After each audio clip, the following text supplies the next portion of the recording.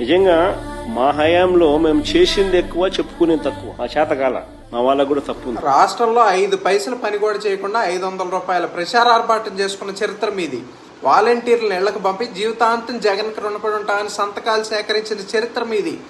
నిజంగానే జగన్మోహన్ రెడ్డి కొన్ని చెప్పుకోలేకపోయాడు. ఏంటంటే నిరుద్యోగులకి ఇస్తానన్న డిఎస్సి ఎందుకు ఇవ్వలేదో చెప్పలేకపోయాడు. రాష్ట్రంలో గంజాయిని ఎందుకు అరికట్టలేదో చెప్పలేకపోయాడు. తన సొంత బాబాయిని హత్య చేసింది ఎవరో చెప్పలేకపోయాడు.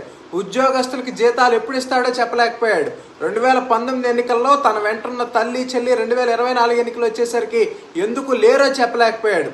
జగనన్న ఇళ్ళు ఎప్పటికి పూర్తవుతాయో చెప్పలేకపోయాడు. రాష్ట్రంలో మద్య నిషేధం ఎందుకు అమలు చేయలేదో చెప్పలేకపోయాడు. డాక్టర్ సుధాకర్ వంటి దళితుల మీద దమనకాండ ఎందుకు జరిగిందో చెప్పలేకపోయాడు. అమరావతిలోనే ఉంటానని గృహప్రవేశం చేసి 3 రాజధానులని మాట ఎందుకు మార్చాడో చెప్పలేకపోయాడు. కాబట్టే 11కు పరిమితమయ్యాడు. ఎప్పటికైనా సరే వాటన్నిటికీ సమాధానాలు చెప్పండి అని ఈ సందర్భంగా అడుగుతా ఉన్నాం.